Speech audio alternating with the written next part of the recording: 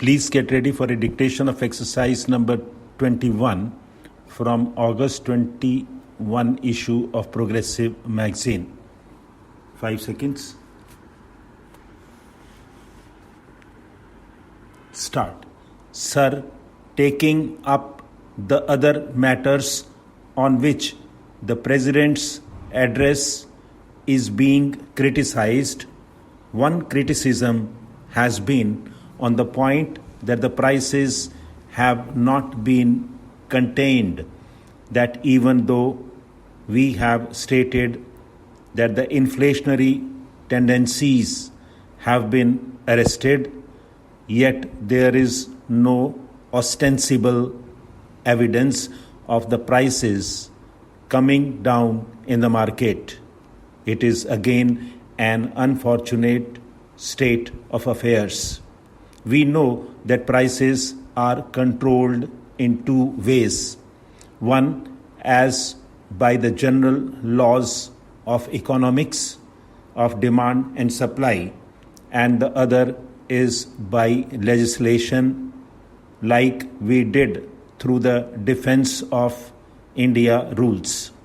Now, so far as the first aspect is concerned, the prices are controlled by seeing to it that supply is equal to demand, at least that they do not exceed the demand.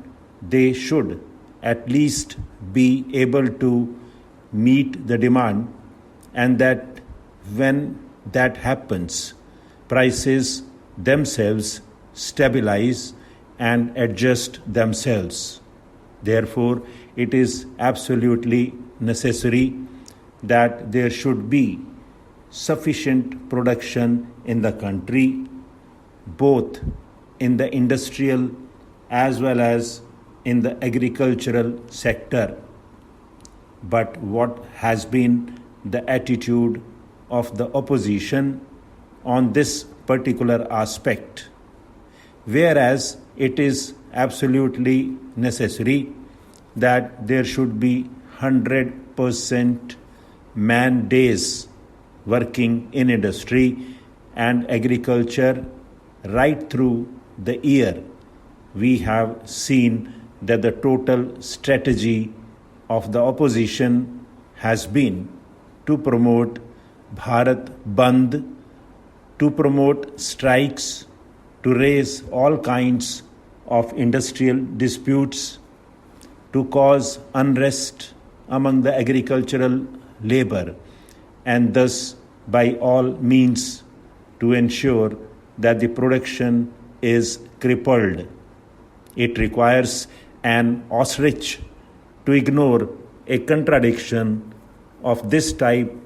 When you are crippling production, then the prices cannot come down.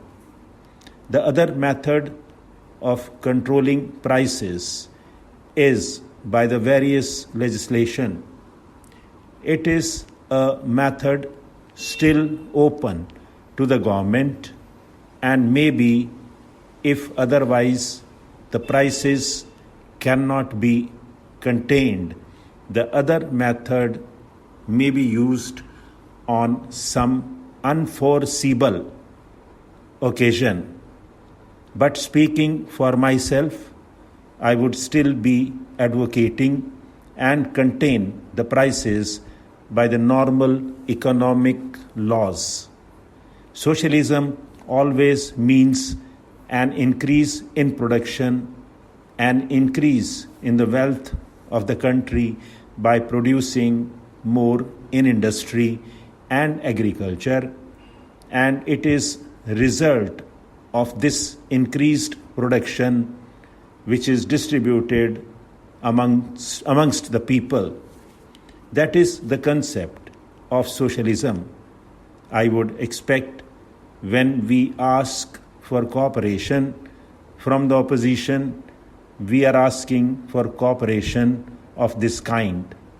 The other point to which a reference has been made is about family planning. Family planning is another very vital aspect that has got to be considered by us. In the course of the last 50 years or so, our population has doubled. We very well know that we won more than 100 crore in number at the end of this century. Unless we can control population, it is not possible to raise the living standards or the per capita income of the country. We have made phenomenal gains in the course of these years.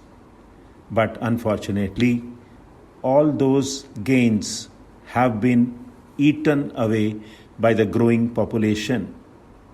Accent has to be given, emphasis has to be laid on all programs that deal with family planning. Unfortunately, family planning was made such a controversial subject, so much propaganda had been conducted, so much hatred had been created against it, is very difficult now to deal with it in any manner except one of purely voluntary basis. We have got to educate the people. Now we are educating the people. It necessarily takes time, but sooner or later we shall have to deal with this problem on a war footing. Unless that is done, it is very difficult indeed to create an India of the dreams that we have been thinking of. Then, sir, I must answer a point that was raised by the honorable member who finished just now. He warned us that we must not leave the fate of the entire nation in the hands of one person. Sir, ours is thoroughly a democratic party. Our party is replete with very high grade intellectuals. Some of the finest intellectuals of the country adorn our party. But whenever decision making is concerned, you will always find in all countries it is at the top level with one person. Please think of Britain. When Britain was in difficulties, the total decision making process had been left in the hands of Churchill. He was advised by his cabinet. He was advised by his advisors.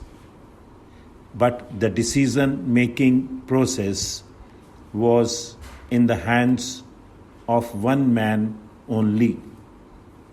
Similarly, when France fell on evil days and it became necessary to revive the economy, it was de Gaulle who took on himself the task of revitalizing the entire economy of the country.